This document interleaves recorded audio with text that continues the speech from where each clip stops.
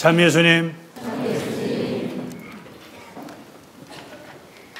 우리가 살면서 가장 힘든 게 뭘까요? 그는 용서입니다. 이해이고요. 특히 나에게 상처를 주고 나에게 고통을 주는 사람을 용서하고 이해한다는 거 우리 생활 속에 잘 알고 있습니다. 사실 힘들죠. 이 용서 못지않게 우리에게 힘든 우리 인생의 과제가 뭐가 있겠습니까? 유혹이죠. 유혹은 내가 원하는 게 아닙니다. 유혹은 밖으로부터 오는 것이죠.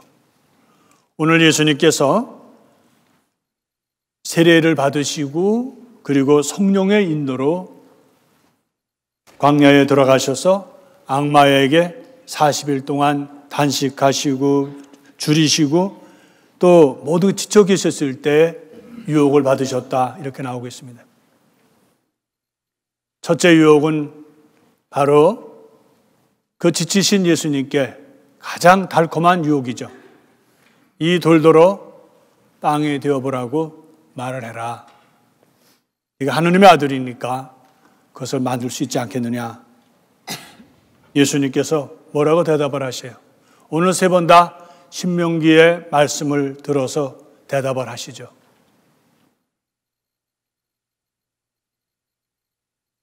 바로 8장 3절 신명기에서 나오는 말이 뭐죠? 사람은 빵으로만 살지 않는다.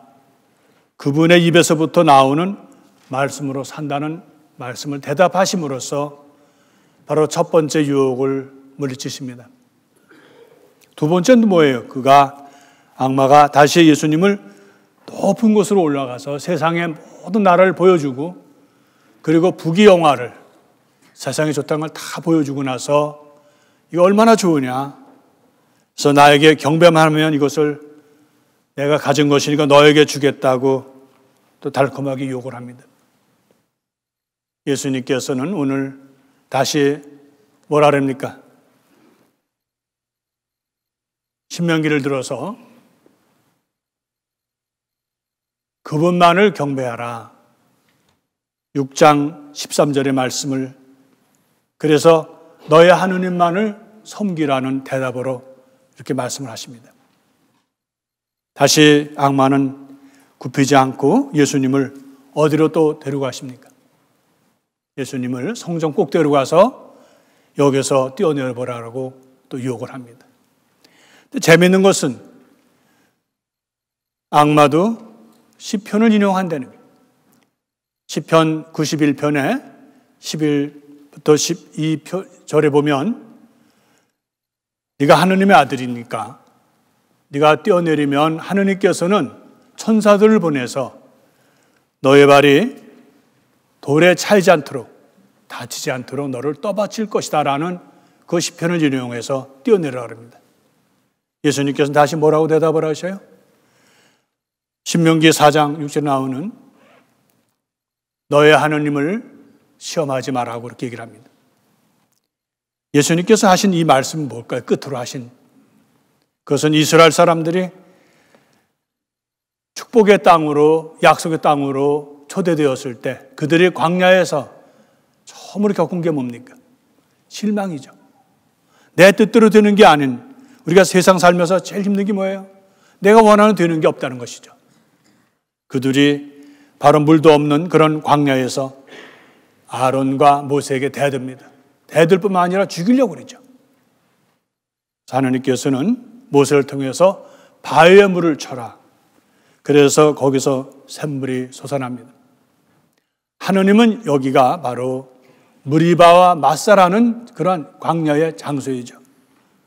그래서 시편 탈출기에서는 바로 이 이야기를 17장 1절부터 17절에 나오는 이야기죠. 오늘 금방 얘기했던 말씀이. 근데 시편에서는 95편 8절부터 9절에 나오는 이야기죠. 그래서 너희들은 바로 광야에서 너희 조상들은 내가 하는 일을 보고도 믿지 않고 나를 시험하고 떠보았다라는 이야기를 함으로써 이스라엘 백성들에게 두고두고 이 사건을 기억하라고 합니다. 우리가 세상 살면서 오늘 예수님께서 겪으신 돌을 가지고 빵을 만드는 유혹, 또 세상의 모든 부귀영화를 보여주고 하시는 유혹, 또 성전에서 뛰어내리게 하라는 우쭐거리고 내가 대단한 사람인데라고 하는 그런 유혹을 받으시고 오늘 신명기를 통해서 오늘 말씀해 주십니다. 이 세상에서 유혹을 받지 않는 사람이 있을까요? 많은 사람들은 유혹을 받지 않은 사람처럼 남에게 유혹에 흔들리고 어려운 사람을 비판합니다. 누가 그랬을까요? 바로 바리사이들과 율법학자들입니다. 얼마 전에 우리 개신교 신자 한 분과 우리 신자 한 분이 같이 식사를 하는데 식사를 하다 말고 신부님 결혼하고 싶지 않으세요? 이러는 거예요. 그런 나쁜 신자가 있어요. 그래 갑자기 이래가지고 저도 좀 당황했어요. 하기야 개신교 신자들이야 천주교 신부나 또 수도자들이 독신을 지키는 것에 대해서 별로 좋게 생각을 안 합니다. 그거 묻는 건 부정적이에요. 제가 뭐라고 대답을 할게요? 왜 유혹을 안 받습니까? 이렇게 얘기했습니다. 또 신자가 더 뭐라 그러냐면 정말 신부님 유혹 받으신다고요? 그래. 그래서 제가 이렇게 대답을 했습니다. 그렇게 진지하게 묻는데 내가 유혹 안 받는다. 그럼 얼마나 싱겁겠냐. 더 재밌게 하기 위해서는 받는다 그래야 뭐 일이 이루어지지. 이 세상에 유혹받지 않는 사람이 있겠어요? 이렇게 대답을 했습니다. 그랬더니 옆에 있던 우리 교우가 또 한술 더 떠요. 아유 신부님 또 있다고 그래가지고 또 옛날에 숨겨놓은 무슨 스토리를 얘기하는가 해서 기대를 했는데요. 그 개신교 신자의 그 우리 교우입니다. 돌아오면서 제가 생각을 했어요. 정말 유혹받는 것이 무엇일까? 문득 1976년도에 청담 스님께서 한 일간지 신문에 낸 그 대목이 생각이 났습니다. 3가지 유혹이라는 제목으로 썼어요. 우리 인간이 겪는 그러한 유혹이 3가지가 있다. 첫째는 재물유혹이다. 재물에 대한 유혹을 받는다. 여기는 여러분들이 재물에 대한 유혹 안 받는 사람 있어요? 돈 좀 한번 마음껏 벌어봤으면, 아주 죽을 정도로 아주 시큰 써봤으면 그런 유혹 안 받는 사람 있겠어요? 두 번째는 성욕입니다. 많은 사람들은 유혹 그러면 성욕만 생각해요. 근데 그 청담 스님 얘기로는 재물욕과 성욕은 세월이 지나가면 시들시들해진다는 거예요. 그래가지고 재물욕도 그렇게 우리가 생활의 삶의 달관을 하면 그렇게 문제가 안 된다는 거예요. 성욕도 젊었을 때는 그것이 대단한 것처럼 여겼지만 그것도 사라진다는 거예요. 그냥 사라지는 게 아니라 뭐라고 사라져요? 시들시들 사라진다는 거예요. 그런데 마지막에 명예욕은 끈질겨서, 그래서 그때 그 청담스님이 80살이 되셨을 거라고 생각하는데 그때까지도 당신을 괴롭힌다는 거예요. 얼굴값, 내 체면, 내가 누군데라는 것을 알려주고 싶은 것, 또 나라는 것을 사람들이 좀 알아주기를 바라고 내가 그래도 내 이름값을 해야 된다는 그것은 끈질기게 나를 괴롭힌다, 이렇게 하는 얘기가 있었습니다. 개신교 신자를 만나고 돌아오면서 똑같은 생각이라는 거예요. 바로 마지막에 이 명예욕, 내 얼굴값, 나의 존재에 대한 것을 알려주고 싶고 또 누군가 나를 잊어버릴까 봐 두려워하는 그러한 나의, 세상 사람 나를 잊어버리면 어떻게 할까? 내가 사랑하는 나의 사람이 나를 잊어버리면 어떻게 할까라는 두려움이 있다는 거예요. 우리는 살면서 많은 유혹을 받습니다. 오늘 이렇게 이제 오늘 혼인을 하시기 위해서 이렇게 정말 아름답습니다. 새신랑 신부 지금 25주년, 50주년이죠? 네, 어느 분이 50주년이죠? 예. 우리가 부부로 살면서 유혹을 안 받는 분이 어디 있어요? 결혼해가지고 딱 우리가 서약을 합니다. 당신만을 병들고 또 늙고 어려워도 당신만을 사랑한다고 약속을 했는데 우리가 그걸 끝까지 지키기가 50년 동안 지키기가 이렇게 쉬운 건 아니잖아요. 예? 옛날에 사귀었던 사람 생각 안 해본 사람 누가 있어요? 혹시 있으면 나와보세요. 예? 25주년은 또 50주년 되면 좀 약관이시죠? 그럼 여기에 또 50주년, 25주년 안 되신 분 많아요. 예. 우리가 살면서 상대방의 너그러운 건 뭔가 하면 내가 유혹을 받는 것을 받아들인다는 거예요. 사람들은 내가 유혹을 받고 내가 때로 흐트러지고 흔들리고 그런 모습은 잊어버리고 어떤 누가 배우자나 상대가 유혹에 흔들거리는 모습을 보면 용서를 안 한다는 거예요. 나는 마치 의인처럼, 나는 완전한 사람처럼. 예수님은 우리들에게 희망과 용기를 주십니다. 왜냐하면 우리가 유혹을 받기 때문에 예수님이 이미 유혹을 먼저 받으셨어요. 공생활로 나가시기 전에 예수님은 바로 광야에서 사탄에게 유혹을 받았고 사탄은 또 어떻게 얘기합니까? 다음 기회를, 예수님이 안 넘어가니까 다음 기회를 노리면서 떠나갔다라고 합니다. 유혹이라는 것은 한 번 내가 끝났다고 해서 끝나는 게 아닙니다. 크고 작은 유혹은 때로 나를 흔들어 놓습니다. 나를 힘들게, 누가 여기 유혹을 좋아하는 사람 누가 있습니까? 예수님은 우리들에게 바로 이러한 당신이 유혹을 받으셨기 때문에 유혹을 받는 우리를 누구보다도 이해하고 우리를 격려하고 용기를 주신다는 거예요.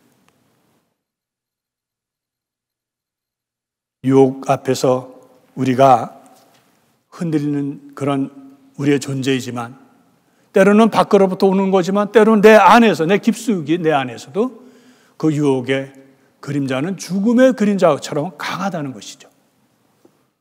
예수님은 주님의 기도를 가르치시면서 뭐라 그러셨어요? 너희들 당당한 유혹에 앞서서 싸워라. 너희들은 힘이 있다. 이렇게 가르치셨어요?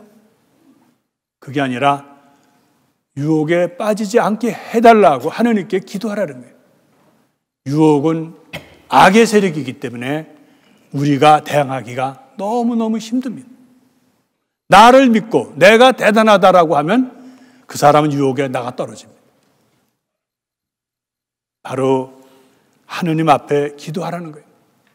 악에서 구하소라는 기도와 함께 예수님은 바로 유혹에 빠지지 않게 해달라고 주님의 기도에서 가르쳐 주셨습니다.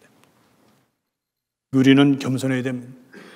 우리는 또한 내가 유혹 앞에서 때로 흔들리고 또 때로는 못난 모습일 수도 있습니다. 그래서 우리는 내 이웃에 대해서도 너그러워야 됩니다. 내가 이렇게 흔들리는 사람이라면 내 옆에 내 이웃도 흔들리는 겁니다. 부부도 마찬가지. 부부가 완전한 것을 요구해서는 안 된다는 것이죠. 바로 우리는 나의 부족함, 나의 죄스러움, 나의 유혹의 이런 자리들을 내가 받아들이고 또 주님께 청하고 주님의 도움이 없으면 이길 수가 없는 연약한 존재라는 것을 인정한다면, 뼈저리게 우리가 받아들인다면 내 이웃의 아픔과 유혹의 흔적도 우리는 받아들일 수 있다는 것이죠. 우리가 해야 할 일은 뭘까요? 기도해야 합니다. 우리는 어떠한 이 세상에서 유혹의 장사가 없습니다. 바람에 흩날리는 까불리는 그런 겨와도 같아요. 그렇지만 예수님은 우리에게 희망을 주십니다. 바로 하느님 앞에 기도하라는 거예요. 청하라는 거예요. 놀라운 것은 그렇게 불가능하고 혼란스럽고 어려운 것도 기도하면은 들어주시고 나를 부축하시고 이끌어 주신다는 거예요. 우리가 좋으신 주님은 나를 유혹에 그대로 두지를 않으신다는 사실이죠.